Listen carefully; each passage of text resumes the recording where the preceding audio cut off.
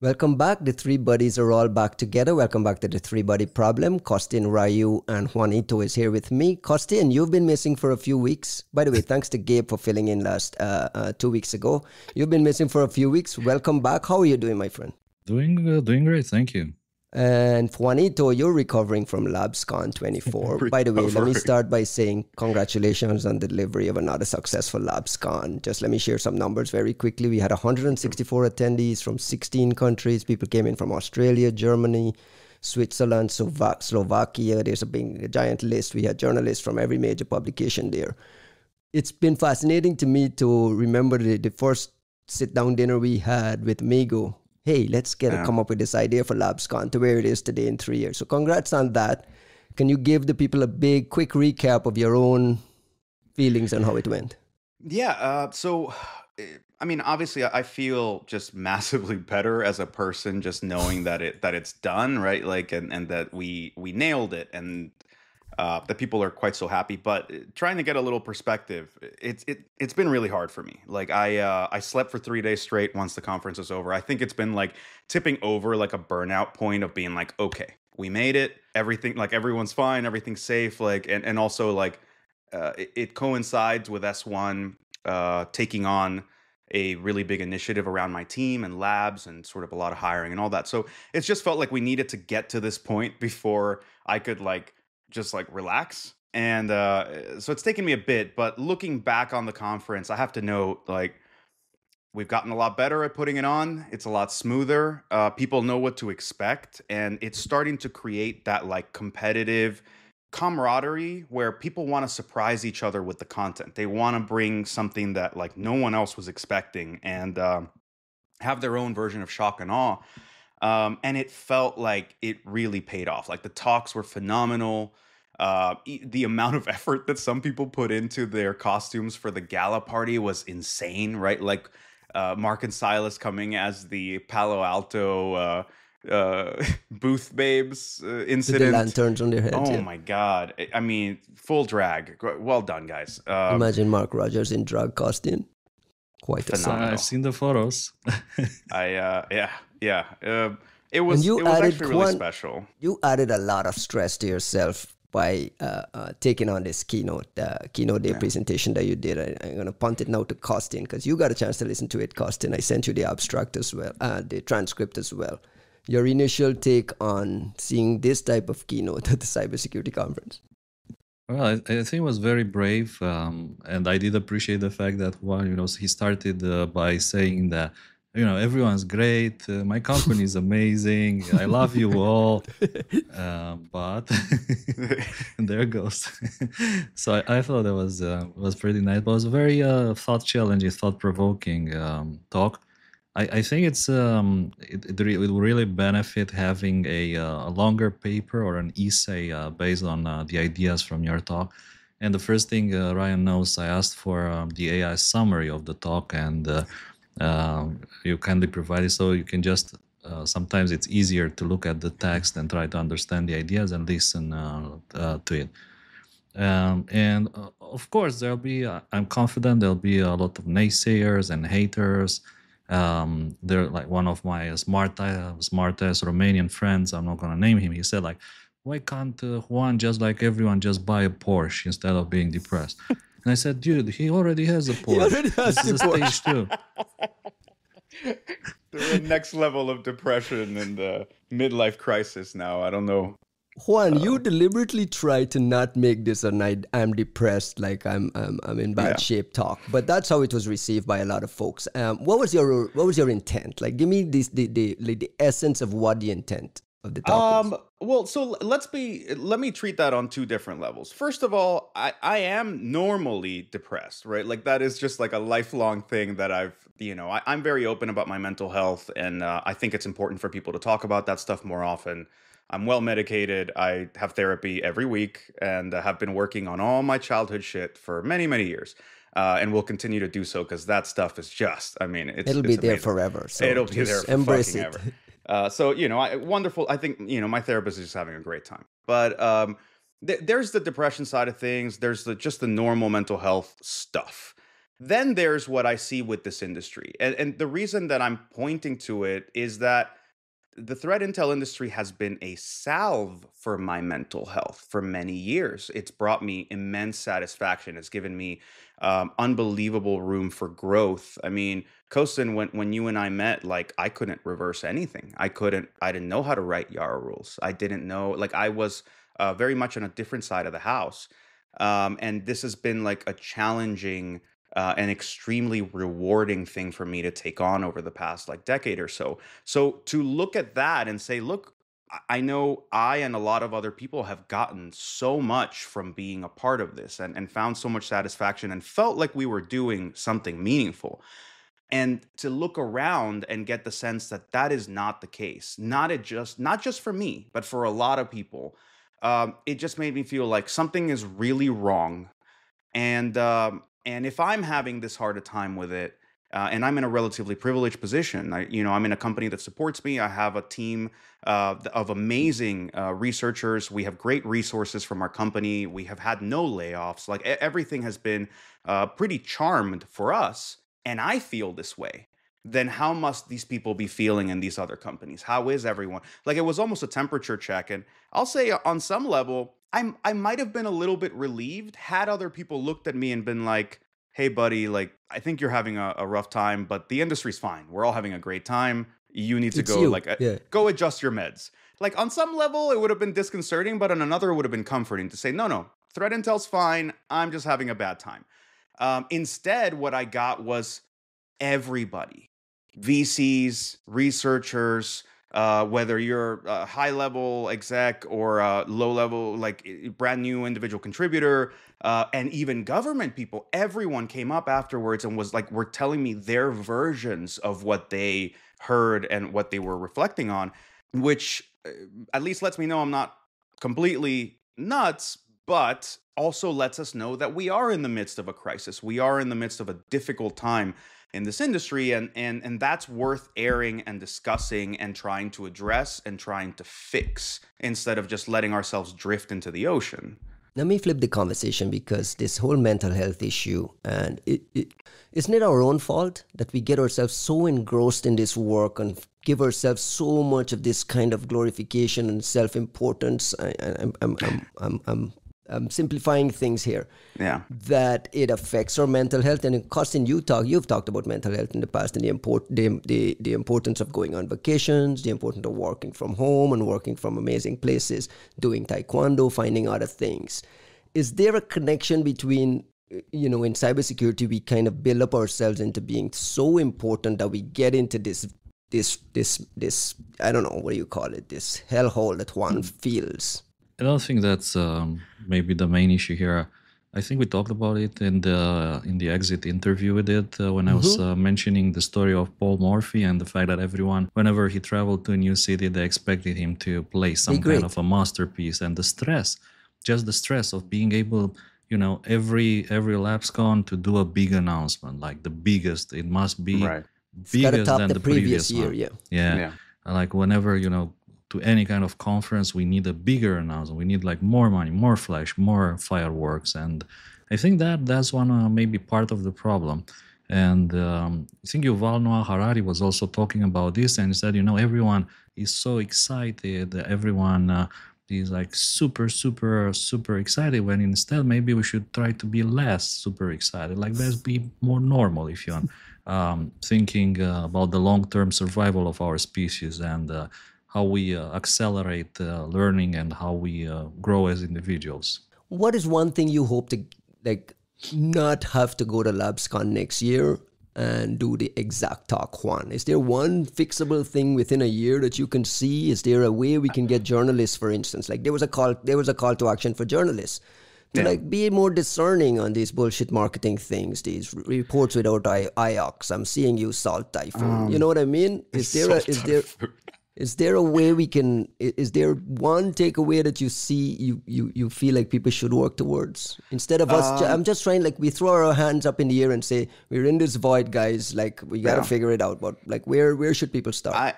I don't think that there is any one thing that can be fully addressed. What I hope to see is all of these things having some level of progress, because they're all moving. They're just all moving in a bad direction. Right. The VCs, the journalists, and the research cycles and the mega companies, they're all moving in a bad direction. I'm looking at you, Cisco. I'm looking at you, Microsoft. I'm looking at like all of you, everyone. They're all sort of trending in a bad direction. And what I would like, it's just a year. Like personally, I have some goals and some milestones as an individual and with this team that I'm entrusted, and that we have just so many amazing people in. I have some personal milestones around what I want to see by the next LABScon, what I want to have fostered within SentinelOne, and that doesn't have to come from me. I expect to see it from the people that work there, and giving them literally everything we can to succeed, and say, look, your jobs are not in danger. Your resources are not cut off. You have everything you could possibly want. What can you make happen? And I want to be surprised in that sense. But that's us, right? Again, in a very privileged position. What I want to see from the broader end of the industry is I want to see a healthy sense of empowerment across these different sectors. I think the at the core of that whole keynote is this notion of disenfranchisement. And what I want to see is disenfranchisement being pushed back. I want these people to feel like they have a voice. I want them to feel like they are having the seat at the table that they should have, whether they know they need it or not. And I want to see what that will result in. Bringing the smart people back to the decision-making table should mean that we start to see cascading effects that otherwise tend to fall into the cynical realm of, Ryan, you do this all the time. We all do it. Of like, well, but that's never going to get fixed. Well, but that's never going to get better. Yeah, well, but 20 but years, in 20 years, it's the same thing over and over, right? Like I write the same stories and I can change the headlines and the dates, and it's year after year. It's much of the same thing. We'll get to this CUPS vulnerability down in a minute, and some of the other issues, right? It's just this recurring feeling. You call it a void, I call it a feeling of helplessness, where you're just we're spinning our wheels and nothing is really going in the right direction. But a lot of people are making money. We're all employed. We kind of get to go to conferences. Like you say, we're in a privileged position. It doesn't affect us nearly as directly as maybe it should. I don't know. I think we need to check our cynicism in the sense of it's hard, man. I know, but look, it's I was having this conversation last night, but like, everybody seems to think that we're living in like the worst of times. And then statistically, in reality, we're in the best possible time of all human civilization. Everything is trending better. The disparity, the ratios of people like that Bill are Gates now, bro. But that's, dude, seriously, if you look at the numbers, not the experience, the amount of people that can read, that can eat, that have running water, that have access to some level of education, like humanity is trending upward and has been steadily trending upward by ratios and numbers and just pure statistics, no matter what. And I'm sure that the situation is somewhere similar in technology. At the same time, your experience is also true. Yes, we keep telling the same stories. We keep having the same problems. And we have a lot of like what are like organizational, behavioral, and psychological issues that we cannot seem to get ahead of. Right, that's fair. But it's not all the same, right? Like let's remember that it's not all the same. And I think both points of view are valid. It's just hard to have perspective on them. You know what's funny? In my private life with non-security people asking about what I do and I have to describe my industry, I find myself being the cheerleader. I'm less cynical in that world. I'm cynical in our world. But in that world, I'm telling people, listen, imagine you go to Walgreens, right? And you buy something off of there. And you literally walk by a piece of machine and you take your phone and you scan it like this. And wirelessly in the background, there's all kinds of magical authentication that goes here and makes sure that the money is there, and all that happens in a split second. Like, wow, you walk out the store, you've made that payment. All the security and technology built into these platforms and the systems and so on. I'm cheerleading for what the industry has done and built, and like what some of these technologies we've invested in have pushed, these leapfrog things in the future. Right. So it's interesting that in that world, I'm like super excited about what we do and very excited to talk about it. But when I talk with my peers, it's this disenfranchisement, the void. I don't know. Costin, do you find this happens to you? Really not. No. But the only thing Costin that doesn't I was smoke thinking enough. about, This is the problem. I need to smoke more, right? I don't smoke anything, guys. This is the Clean problem. living. It's a straight edge buddy of the Like group. my drugs are maybe what chess and EVE Online. No, Live EVE is- Online. Oh my god. I felt bad about my StarCraft thing. Never mind. Yeah, saw the t-shirt. I wanted to ask you though, if you were to choose, what were like the best of times? You know, like there was the best of time, the worst of time. What were the best of times in your opinion? The golden years. What were those like? 2015, 2020, Best of 2011? times. Like in the industry, you mean? For security or for my life? For My life, you could send for me back to threat high school. I'd be intelligence. Yes. pretty happy. Threat intelligence wise. I think that nostalgia is actually a bit of a human disease in some ways. Like we yearn for times that were never even what we think they were. So if I had to indulge in nostalgia, I would look back to a time that I wasn't even a part of, right? Like what you guys were doing in 2011, 2012, the Stuxnet, Dooku, Gauss era, when all there was discovery and there was no real sense of like the weight and reality of what's going on, are they going to blow up our cars or are they going to give us awards? Does anybody care like that we're doing this, or does everybody care that we're doing? Like there was still a time when like things were unwritten and there was like a magical period of discovery In a sense, that I think is very exciting. However, I don't think of that as a better time necessarily. I just think of it as a sort of like a nascent period that sounds very exciting. Similarly, like the great years of like 2014, 2015, which I was to some extent a part of, I think were an amazing time. Things had kind of been established. You could see the marketing value. There was a lot of support, and there was still a lot of room for discovery, right? Every couple of months, you'd be like, oh my God, we just found the cool. And then, oh my God, look at this thing. And then, oh my God, like it was a very exciting period where the drawbacks and the pressure, the friction, the politics were just not a part of the picture yet. So I look back at those times and go, those were very special moments that I hope are codified. And But I then you don't went think and they're wrote a necessarily paper better. about the ethics and perils and opened all our eyes to Man, like the fuck you reality of guys. where I our was- world were. I fucking I was blame you trying for to this help. shit. No, I think it was an appropriate diagnosis of a situation that we needed to be cognizant of. But Pull that mic a little closer. Pull that mic a little closer. You Man, keep all pushing it away. I don't want people to hear what I'm saying. No, I will. I don't think that the best of times are ever truly behind us. I think that is a kind of nostalgic boomerism that I don't want to be a part of, which is why, again, I did that keynote not in order to commiserate that it's the end of times and TI is dying, but because I want to say, look, things are not good. How do we make them good? I'm not going to figure that shit out on my own. We all need to come together with a shared consciousness of the situation that we're in and be honest and point to executives who are trying to stuff us into shitty boxes we don't belong in. Point to a lack of investment in things we claim we want to happen. Point to cloud companies that claim cloud is the most important source of revenue and that's all they care about, but they just fired their entire security research team last week.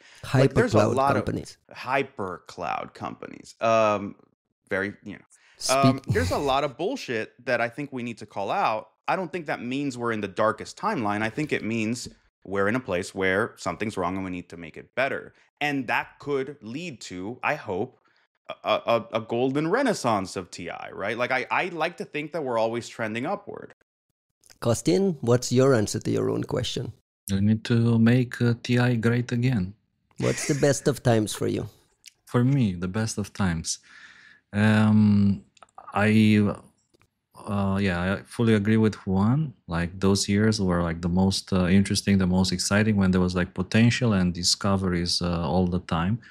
It was a bit chaotic and was a bit crazy and felt like a roller coaster in a way, but that was for sure like some kind of high point of TI. But absolutely, like just like with the stock market and economy, things usually oscillate. They just go up and then they go down before they go up again. And it may very well be that we have hit just some kind of a bottom point, and from here it's all upwards. All right, listen, like I have hope. So typically, you know, when people have some kind of, I don't know, identity challenge or identity crisis, they just go on a pilgrimage to maybe the Middle East. They go to Jerusalem, or Juan, they go listen to Mecca. for some wisdom here. They go I went to Brooklyn, bro. Beirut. They go to hang out with Nasrallah. All sorts of hot places to seek interesting stories, to, I don't know, see what the world is, what the world looks like from a different point of view. And there's been a lot of things happening there, like recently, which I think some of them were reminiscent of 2015, 2016 discoveries, or at least so they look. Yeah. So I actually saw a stat that every time a tech CEO goes to Bali or wherever to find enlightenment with the monks, he ends up losing his job in his own company, right? So Jack Dorsey is a perfect example. So be careful what you're suggesting. To try ayahuasca. Look, Jack Dorsey might have gotten whatever from Twitter, and I think he ended up in the better He's the winner, situation. right? He's the only winner. The only winner in that situation is Jack, like Square Jack, right? All right, gents, we're 20 minutes in and we haven't touched the news yet. So this might end up being a long episode. Okay. I want to pivot quickly to the news and have us touch on a couple of small items that I put together here. One is this CUPS vulnerability, CVSS 9.9. It's the biggest rage in Vulnland. CUPS is this common Unix printing system affecting Linux. Costin, you've kind of dug into this for a little bit. What would like set the stage for us and what it is, what's the risk, and what's the mitigations available? So I mean, if you guys have friends running Linux systems, you know that they all struggle with two things. They struggle with their GPU or graphics, and they struggle with printer drivers, and sometimes they struggle with the audio. Like these are like the big three struggles: webcams, audio, absolutely, audio, speakers, video, and printer. Audio, video, and printer, the three big problems of all my friends, essentially. I did like once. Batteries. I challenged one of my friends. I said, I'll give you 50 lei, which is like $10, if you can print this Word document, and I give you 15 minutes to print it. And he managed to print it, but in 16 minutes. So I won.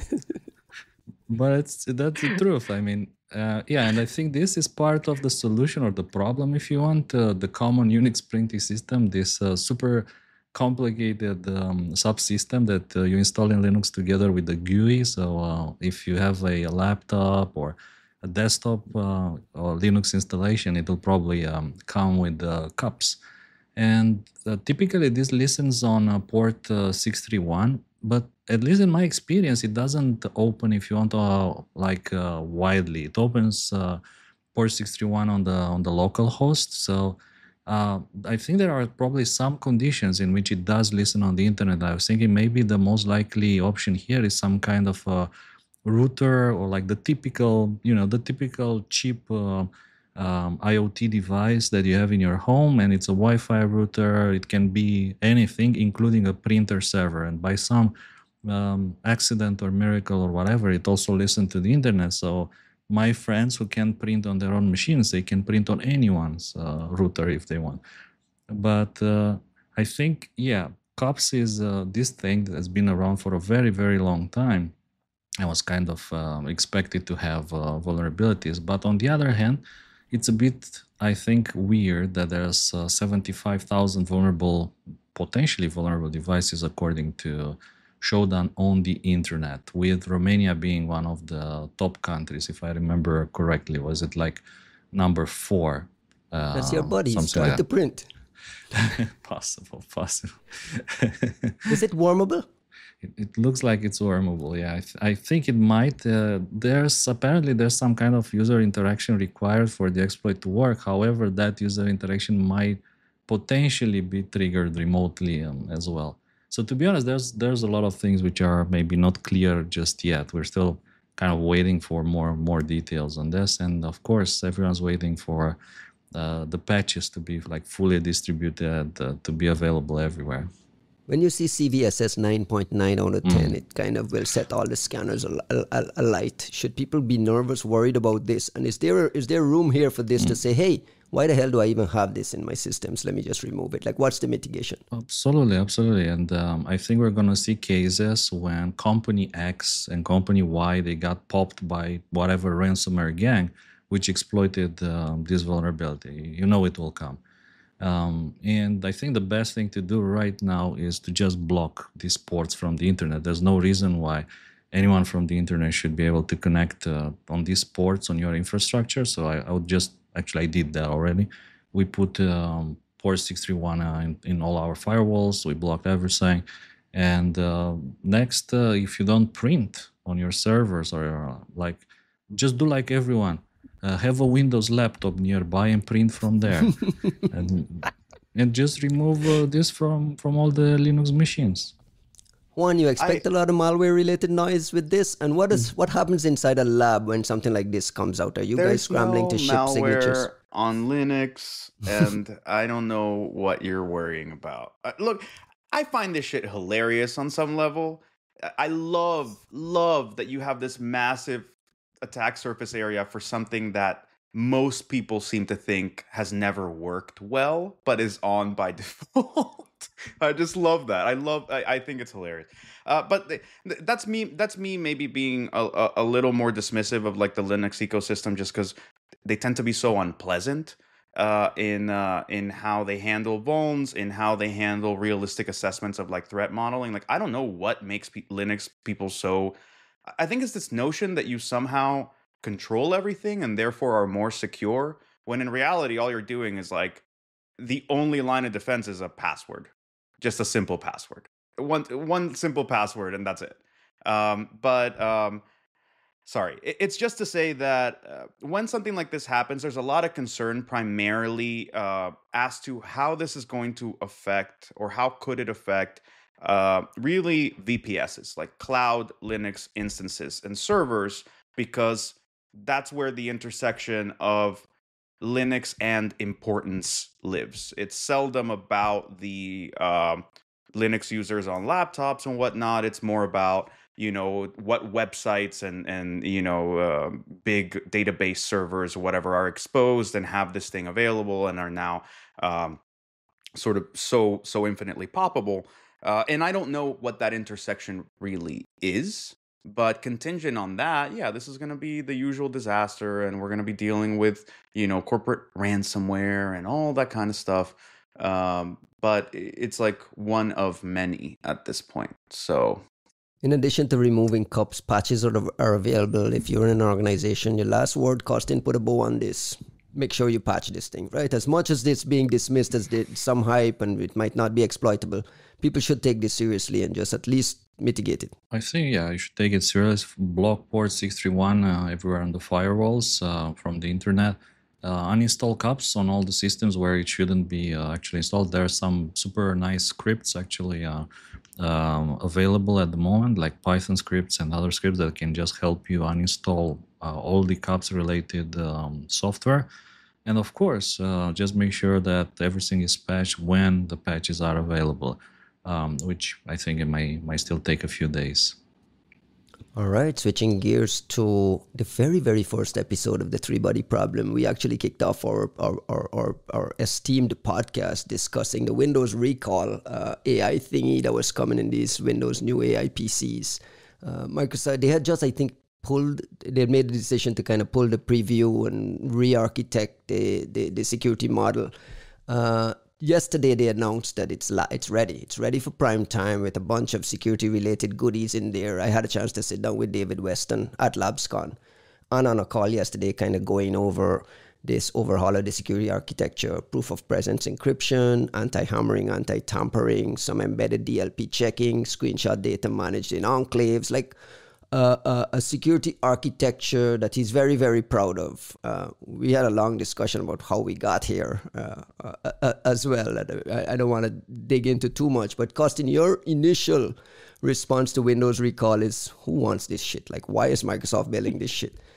They're insisting that it creates an exciting new search ecosystem that you're going to be fascinated and amazed by. Just give it a shot. What's your reaction to the news of the new security model first? And are you going to give it a shot?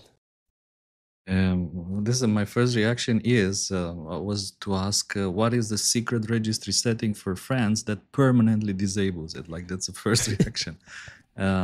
Yeah, I mean, you were saying that there's actually some kind of a Windows installation option to never install it, right? Like, correct. Not to have. I think it he mentioned that. He's like, once you can have the bits removed at setup, that it will never ever be available again. You can't turn it on. You can get rid of it forever from the system.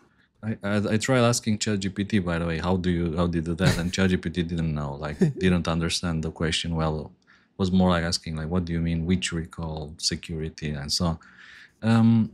There's so many analogies here. I probably do not deny that there might be some use cases here, but any kind of maybe parallel, and we were discussing this, Ryan, in the sense that Apple is doing the same. Why isn't anyone, picking on Apple and only on Microsoft? But the reality, in my opinion, is that Apple is not doing the same. Like, they're not just taking screenshots of your desktop every 5 seconds.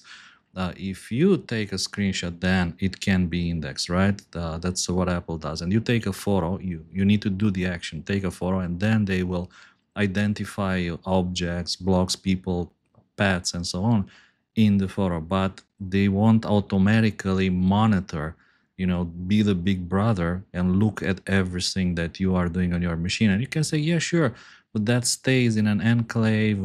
It's on your machine alone.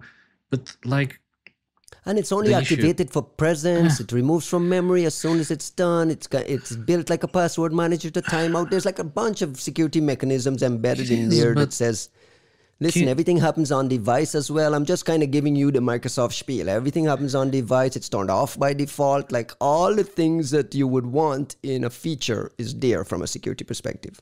Let me ask a simple question. Have you ever seen any kind of security feature that was not broken, like in the end? Like, correct, bypasses. There will be bypasses. There will be bypasses for it. And when the bypasses happen, what happens? Like, people will still have access to the data, which, like, from my point of view, that's a vulnerability.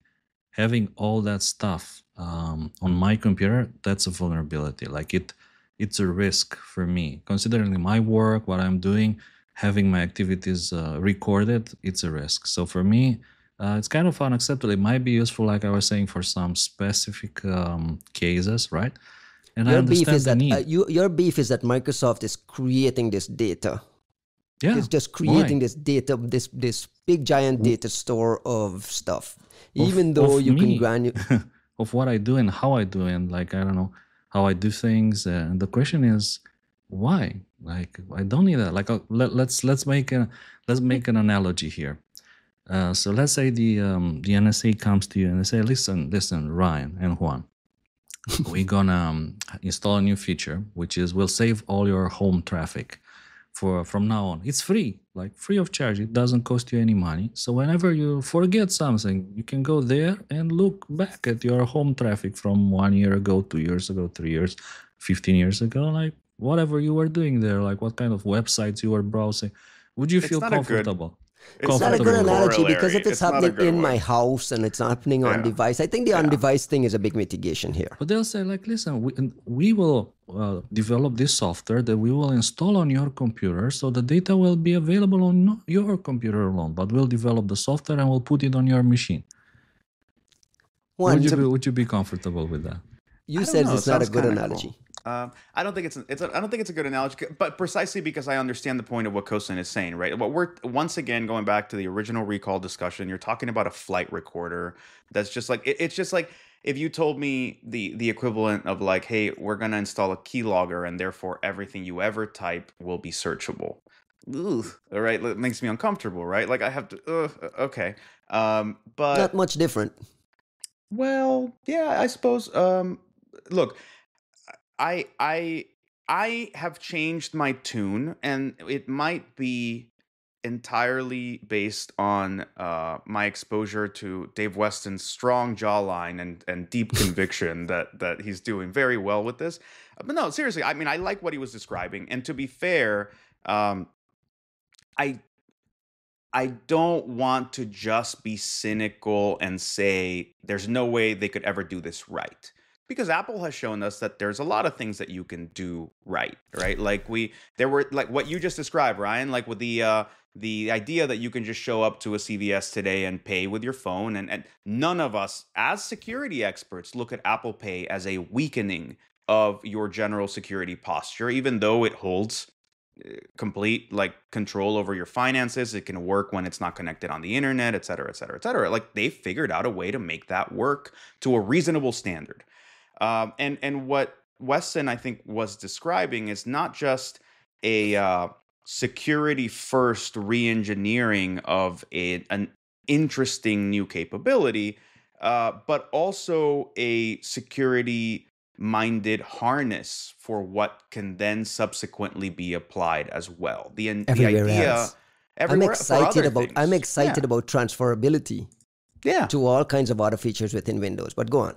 No, I mean, you're telling me that you can have VM segmented features that rely on the TPM and proof of presence, like they're built into some kind of enclave. They require proof, like actual biometric proof of presence, to be turned on and then subsequently be used. The APIs that are in it are designed to avoid any kind of hammering. So it's not like I can just go brute force this thing for as much data as I ever want. And it gives me a specific kind of capability, which I think what Weston noted that I think Microsoft has done a poor job of communicating when it comes to recall as a feature is this is their version of Spotlight. And I love Spotlight on my machine. I think the only part where Apple fucked up on Spotlight is the part where it tries to run web searches for me based on what I'm trying to search locally on my machine. That's the first thing I turn off or block. But if you remove that, Spotlight is an amazing way to find literally anything in your Mac OS or in your iOS, and people love it. And you know the NSA has done it already, right? Do you know what's lost? Do you know what's lost in the shuffle of this whole triangulation story? Is that the NSA had a plugin. I'm going to just stop you from saying the NSA and triangulation at the same time. Yeah. Talk about triangulation. Don't talk about the NSA. Just because I don't think it's the NSA. Okay. But like, who is I don't know. That's the perception of it. Let's not do that. All right, I'll probably delete this whole section then. No, just say it. Just fucking own it. Because everybody else says that shit too. Just say I'm trying. This is a good example why we need this recall, like so you can delete things. Microsoft Recall would like let us know. Yeah. Wait a second. The point I was trying to make is Triangulation had a plugin that was mining spotlights by default. Documenting of all images and screenshots on your devices. And they were able to use their C2 to call that to see things. So that was the first documented example of a high-end apex predator using AI on spotlight type devices. And there's no mitigation for that. What Weston describes here is at least a mitigation for that. Well, what you're talking about is an on-device ability to categorize. So let's take this on two different levels. As a TTP, as a thing that a threat actor does, I think it's absolutely fascinating. And I missed it when they they described it in the CCC talk, and it went completely unreported. I listened to the talk, everything, and I missed it. But also it's something that it fits very well within the Western style of APTing, because other APTs would just come in and smash and grab their way through, well, just give me everything and I'll figure out on the back end what's valuable. And Western APTs were always known for coming in and being like, well, I'm not about to exfil 100 gigs worth of stuff and get caught. So how do I bake some logic into the implant such that I can pre-select, down-select what is actually valuable and take it? And what they figured out is, Spotlight is an amazing feature for users to know how to categorize their own data. Why wouldn't they do that too? When you keep that in mind and then look at all of the engineering that's going into recall in a universe where it is implemented well and it's not subject to some categorical failure, as so often happens with these things, there is more security baked into Recall than there is into Spotlight. Like Spotlight, once my laptop is unlocked or my iPhone is unlocked, there's nothing that keeps anybody from using Spotlight search to find every picture of my cats. Nothing.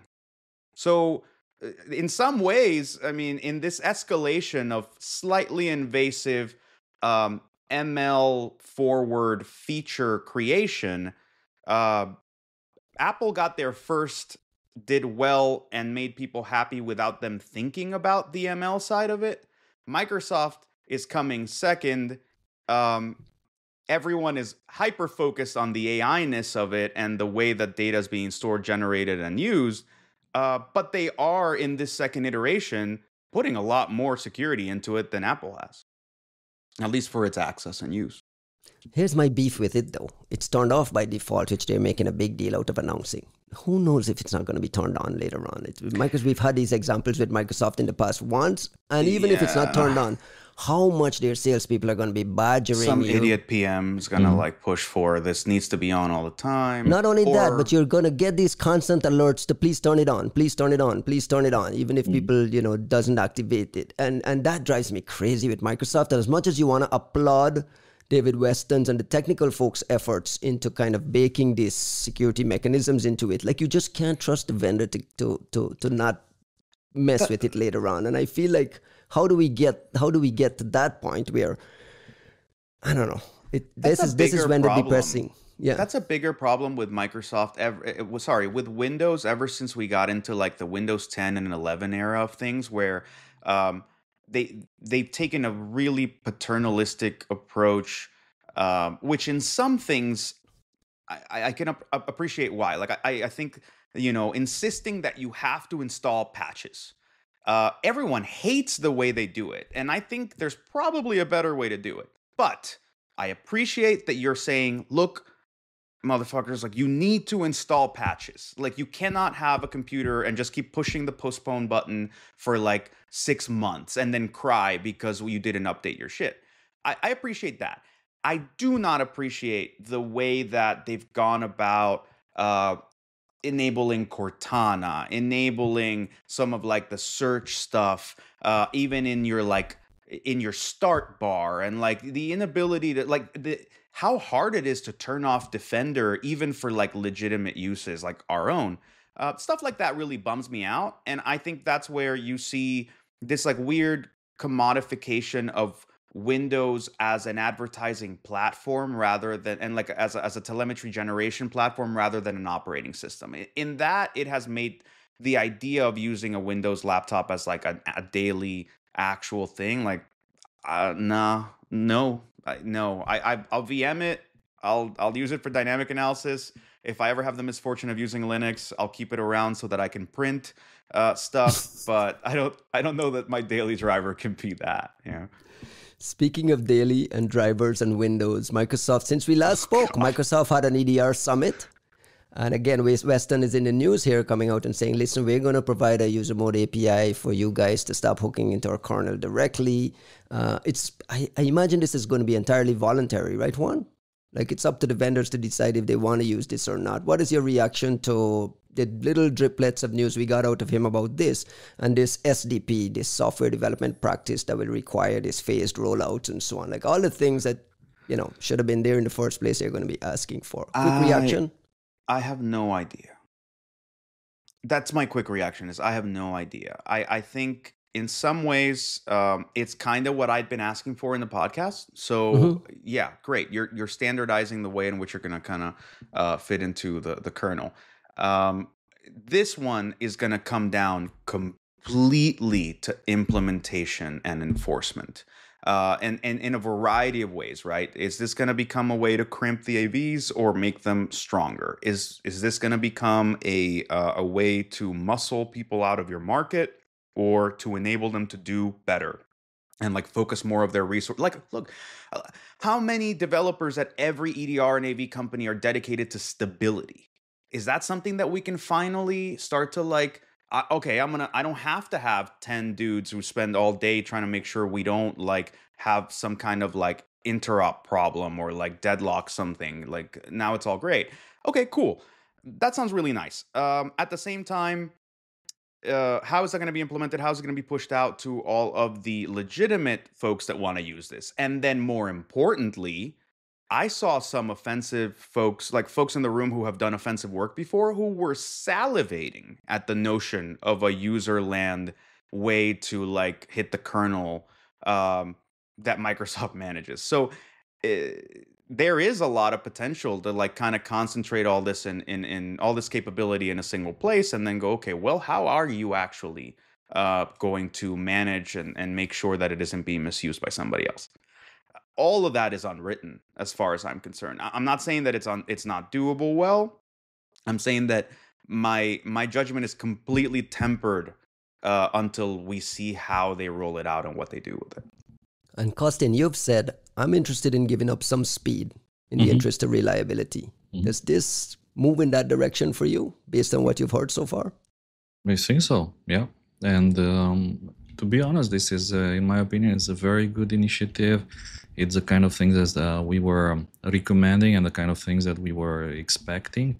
And maybe just a bit dive into Adam Meyer's testimony in the Congress, where he essentially said that they are now doing the things that we discussed in the podcast initially, which was like slow rollouts, testing on probabilistic distribution of the updates, testing on more platforms, and so on. So all of this, I think, they're pretty good progress, and for me, they look very positive. Does this make this never happen again? Let's assume it's implemented and it's managed and it's optimized. Juan, let's say in the best of the worlds. Does this CrowdStrike incident happen again? I think that there's no reason to think that we have changed a paradigm. What this is gonna make sure is that this doesn't happen again with CrowdStrike. We have done nothing that suggests that other companies will suddenly become extremely responsible about their update mechanisms. And like that's the thing. Like I think everyone is so focused on the fact that like you can cause kernel instability and therefore a blue screen of death. And we're not discussing the part where you go, okay, that's something you cannot engineer out of an operating system. Like all we're doing is trying to find ways to like mitigate that like the risk and the possibility. Okay, cool. What about update mechanisms? Frankly, this also came up with like the discussion about KL and like Kaspersky suddenly like force updating everybody onto like this is your new stepdad kind of situation, and sort of shoving their whole US customer base to some random fucking company. But like the fact that we allow each company to implement their own update mechanisms and have their own standard practices around updating, I'm surprised that that is not something that gets more attention. That is, frankly, one of the weakest points for all of our security postures. What's the answer, though? Go everyone use Microsoft's? I'm not saying use Microsoft's, but like some semblance of like a managed update pipeline, or whether it's managed by the mega vendor or you create some solution that means that it's managed by the people that run MDM and enterprise like management and whatnot. Like this is something that would do well to find, I'm not saying centralization, but standardization. Update mechanisms need some level of standardization, granularity, and visibility. Right now, it's the wild fucking west. And it's much more terrifying for package managers and things like Brew, NPM, apt that everybody in the Unix world uses, and have zero visibility into what updates are going in there, the health of those updates. Like that's why we have so many like supply chain vulnerabilities these days. It's, from NotPetya on down. The fear is, yeah, today's software was great. Tomorrow's software update is a fucking question mark. And like we'll see if it was sent by the person that was supposed to, if it was well QA'd, if they went through canary testing. You have no idea. That's an area that I think we're doing really poorly on, and it shows. Costin, he buried the lead there for a second, but I also have this Ultra AV people on my list here, and I'll punt the question to you. People woke up to find that they were a previous Kaspersky customer, and they had this Ultra AV thing, and I think Ultra VPN as well. If you had bought Kaspersky's VPN, you got this Ultra VPN installed. Quickly, is that a normal thing when divestitures happen? Let's just say it's not Kaspersky, it's not these people. A normal divestiture happens, and we got to switch products, and we got to switch branding, and so on. Is it normal to just remove one and re-upload a new one and move on in our world, or is this a big problem? Man, in my experience, I never heard about anything similar before. Typically, when something like this happens, what you see is there's some kind of pop-up which said, hey, we're going to be gone by the end of September, but worry not. Here's an alternative that is free. It is compatible with your license, and you just click here to install it. I've never heard in my life like something getting upgraded to a totally different software, totally different company that you didn't buy from, that you don't know, that you don't trust. Maybe they're good, but again, how you can don't you know trust them. You don't know who the fuck they are. You don't None know of who us they know. are. No one knows who they are. Overnight, I don't know. Like this seems to me.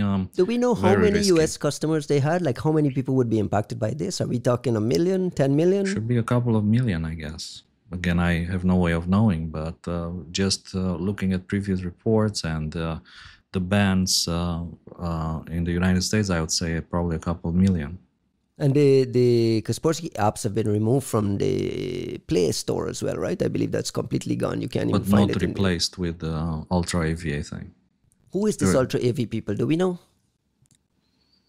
I heard it's some Indian company. Apparently their WHOIS registration is like super fresh. Like this is beyond fucked up in a lot of ways. Like I think we would have a far easier time if it were, not that it makes it any less sus, but like if they had just been like, okay, you're all Norton customers now, like bye. It'd be like, okay, well, it's an established AV competitor that people have known forever.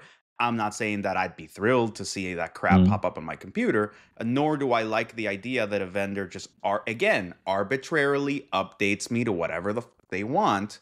But it shows you that they've always had that ability, right? That was Rob Joyce's point. This is Rob Joyce's tweet. Rob Joyce tweeted that, hey, this has always been the risk of giving Kaspersky root access to our machines. If they like, does this minimize Kaspersky's previous, hey, you don't have proof that I've done any of this? Now there is proof that you could have, and you have that. To me, it shows a weakness in a variety of statements and arguments, not just Kaspersky's. I always thought the U.S. government came in extremely weak and flat-footed and not very smart when it came to the way that it tried to problematize things with KL, because it was sort of mincing words in a way that didn't really make the argument they wanted to make or that they should have been making, which is AVs and EDRs imply a deep trust relationship. You are generating telemetry and you are allowing somebody to look out for your best interests. And like the move from AV to EDR, what made that slightly different was instead of completely trusting the company to do that for you, you suddenly had a kind of co-managed relationship on the EDR side, right? You have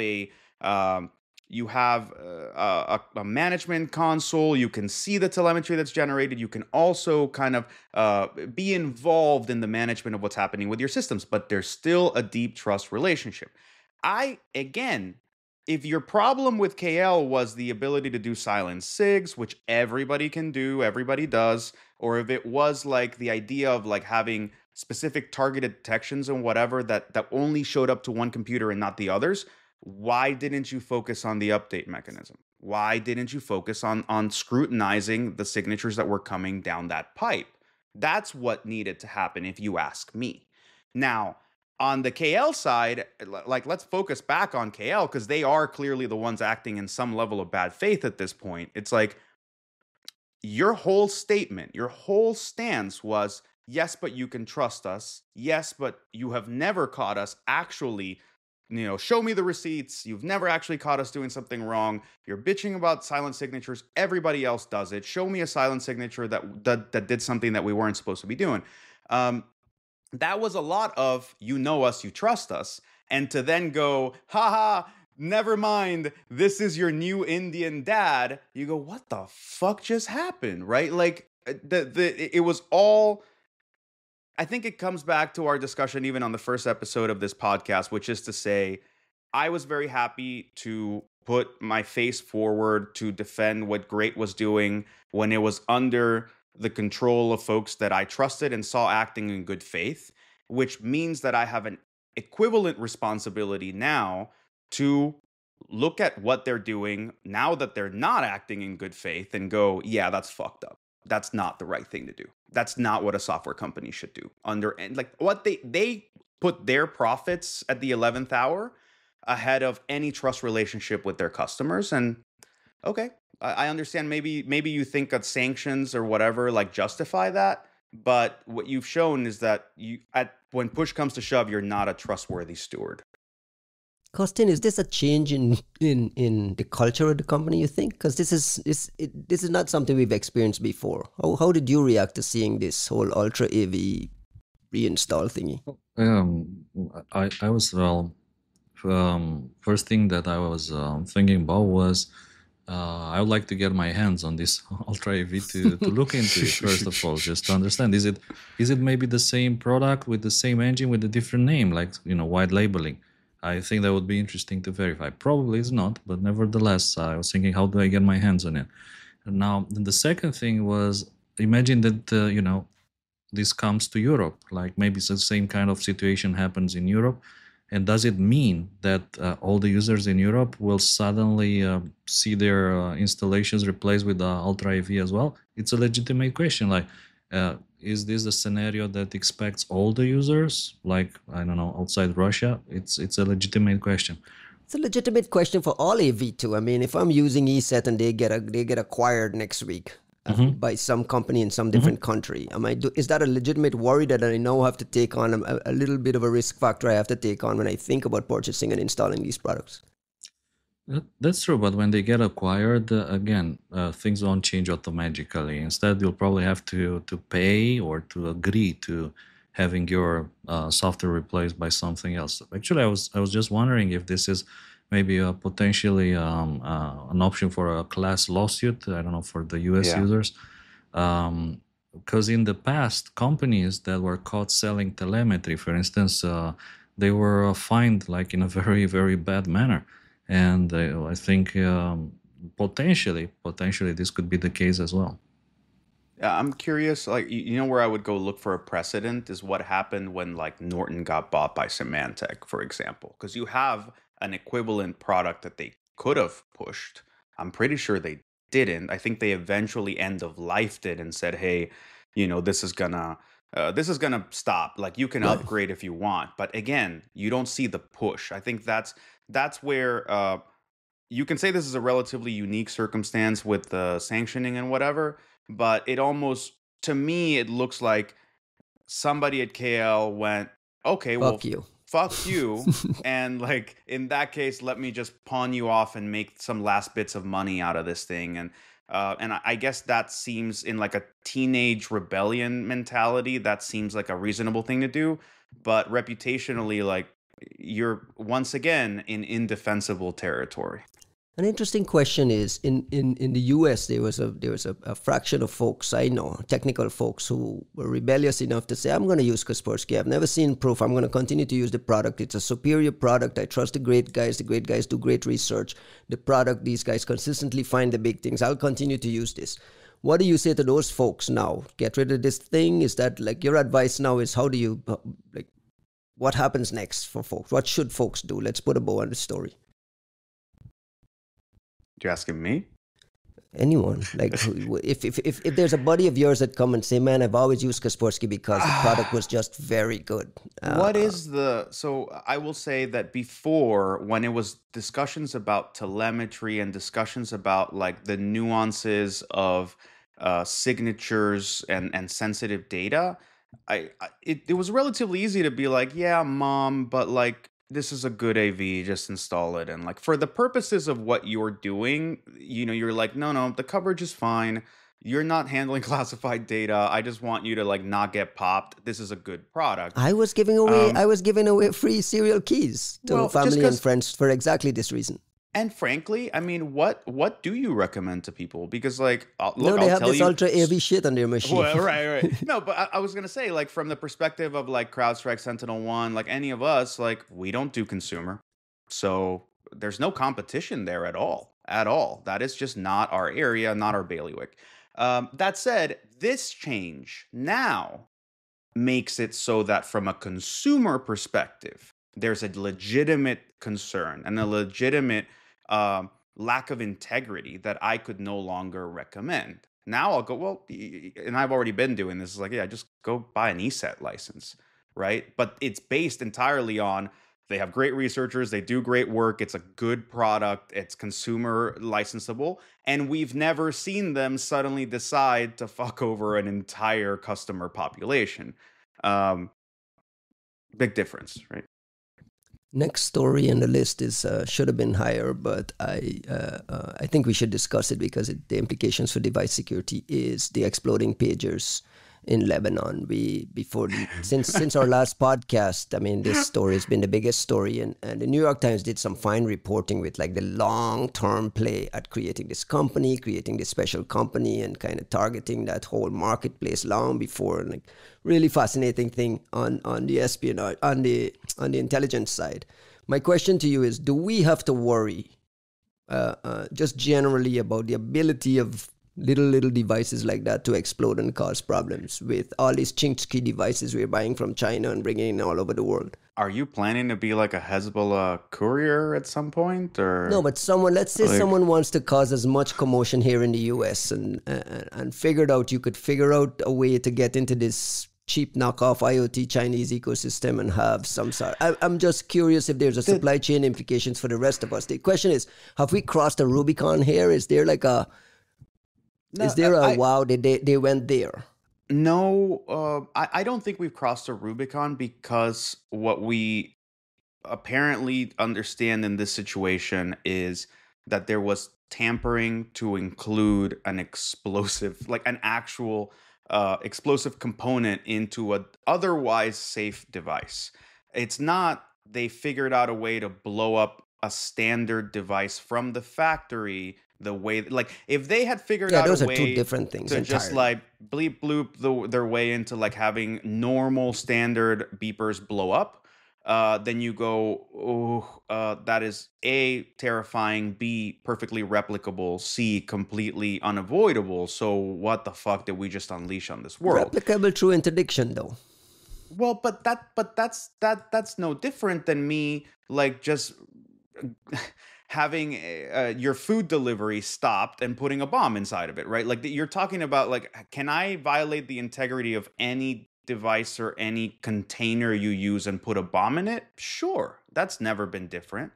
And they weren't irresponsible about it. They didn't go into the middle of the standard manufacturing process and put a bomb in every beeper that's ever been made and then blew up a subset of them, right? Like this was, by all intents and purposes, an unbelievable intelligence coup. It was.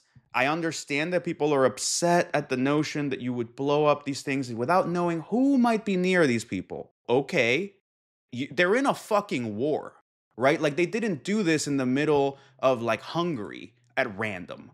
They did this with somebody that's like shooting ballistic missiles to the north side of the country nonstop all the fucking time and has an army sitting there waiting to like come down and fuck with you. There is nothing like, to me, this was A, unbelievable intelligence coup, B, like the true payoff of an amazing intelligence operation. You built a manufacturing capability, you figured out a way to get them to source that shit. You made it past any controls. It was distributed to everybody. And then it goes boom. And like, sure, there's some collateral damage, as in all things. Like, grow the fuck up, people. Like, yes, There are other people who That's a stand very next to callous. people. Like it's a little strong to say just grow the fuck up because collateral damage and a child might hold a beeper.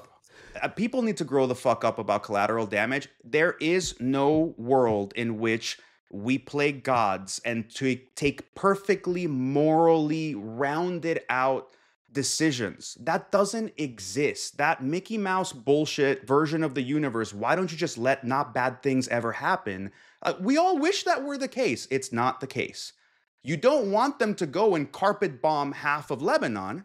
So how about you just let them strategically disable an entire core communication network with like minor casualties along the side? That's a nice, it's a pretty well done thing. Yeah, I think it was something that someone wrote on X today, which was just imagine the fact that now the people who run the Hezbollah are those who are not deemed important enough to have a pager. To get a beeper. Yes.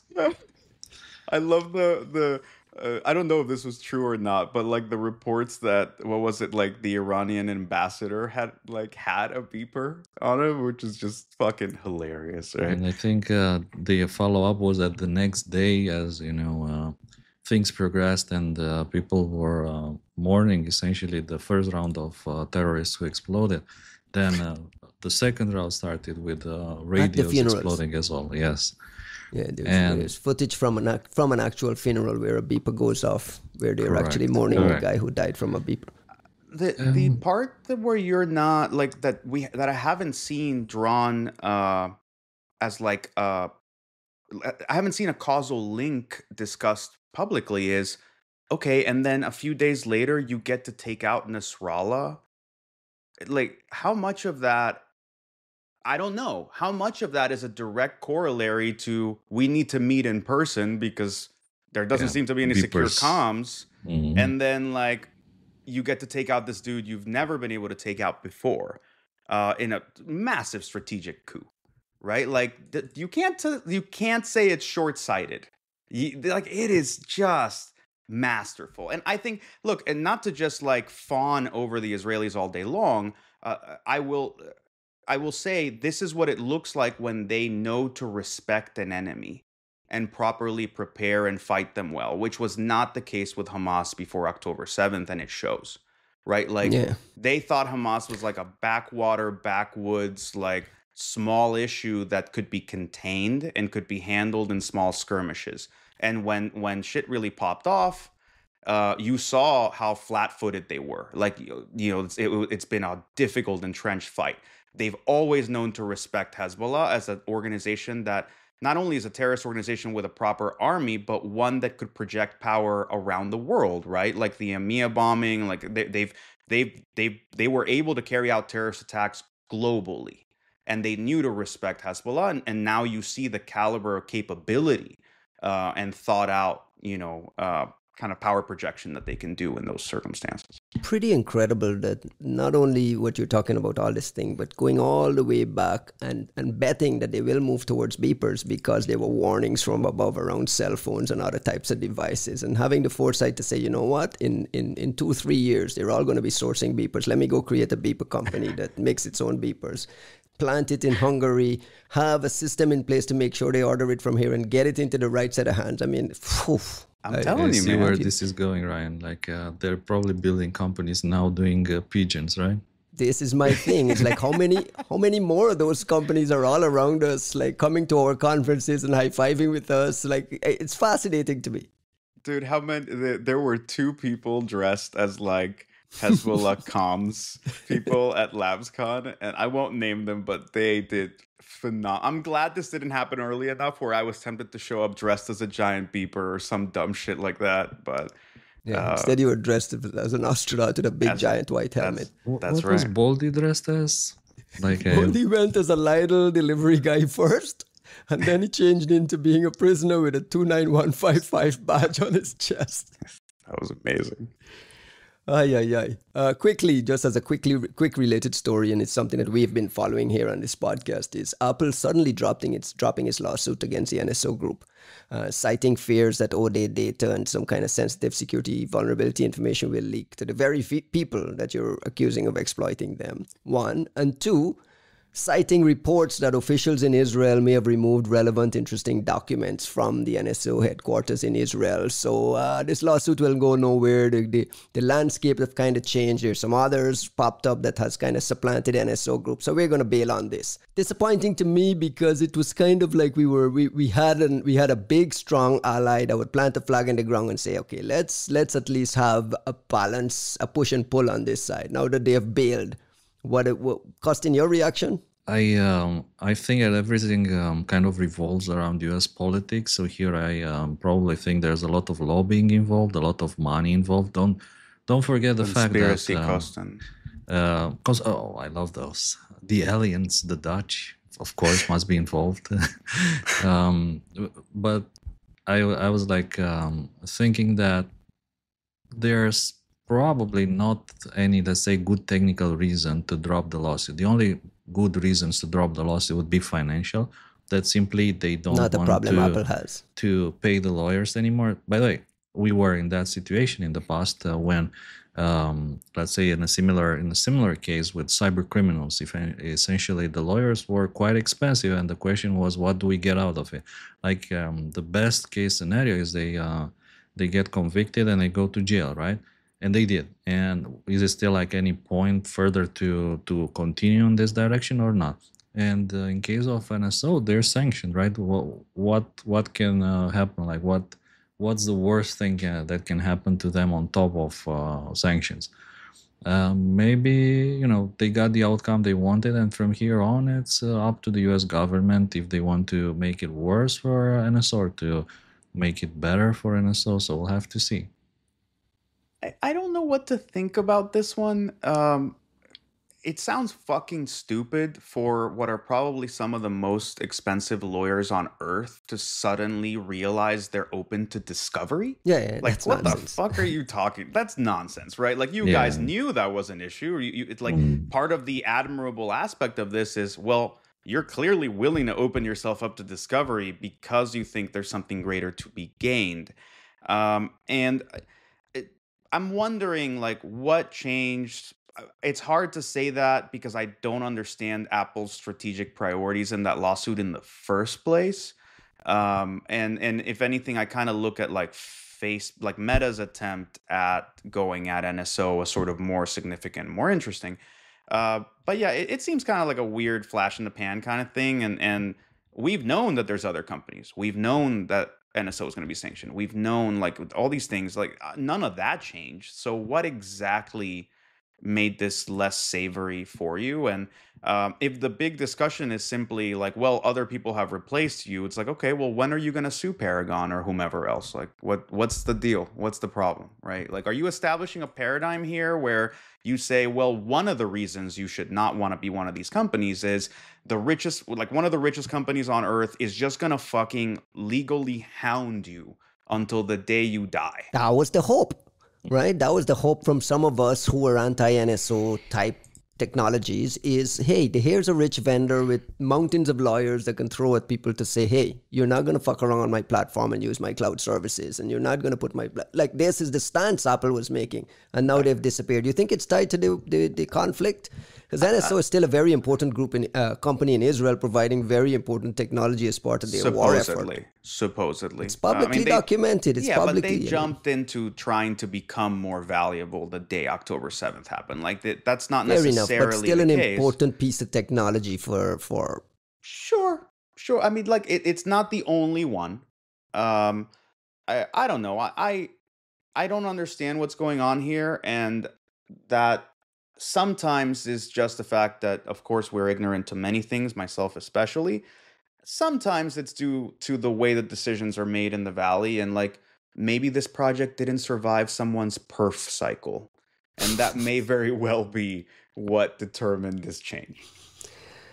All right, gentlemen, I think we'll leave it there. We're an hour and 15 minutes in. I want to end with some shout outs. Anybody you want to give some final shout outs to, Juan? What is coming up next for you? I have no idea. I'm starting to kind of pull my foot off the gas pedal and like change how I'm using my time and my efforts and so on, as a bit of a last hurrah on that front, I will be at Virus Bulletin next week, just presenting some of our Rust research. I'm trying to, Nicole and I are trying to rework, Nicole Fishbein from Inteaser and I are trying to rework how the plugins and stuff work, because in true Hex-Race fashion, bless their souls, they have changed IDA Python all over again for IDA 9.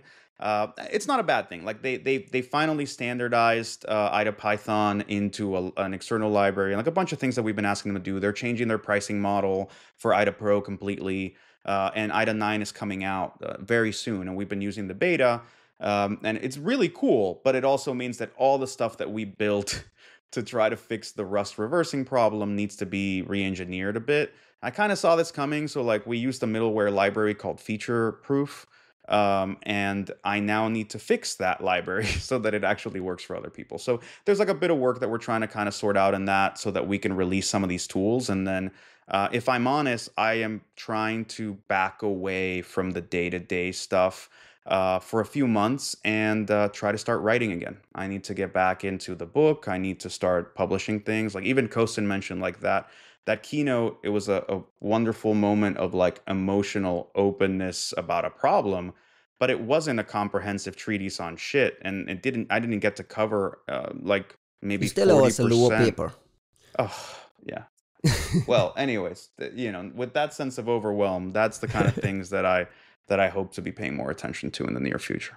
Shout out to Helen, and best of luck to all the folks at VB speaking and going there. It's still a very important conference, a big deal for folks in Europe, especially for folks in Europe to have access to this quality of presentation. So good luck to those folks. Costin, some final shout out words from you? Shout out to our good friend Victor Manuel Alvarez, who keeps working, getting Yara X, speaking of Rust, to a stable version and closer to the release date. I think that's a very interesting new project, very powerful, very important for the future of Yara. At the same time, I wanted to say, shout out to Juan, of course, because of his work with Rust.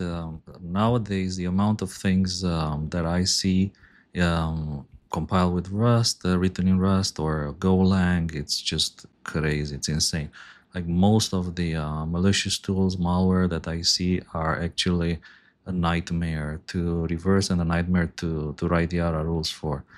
And yeah, you guys are doing God's work. So thanks for that.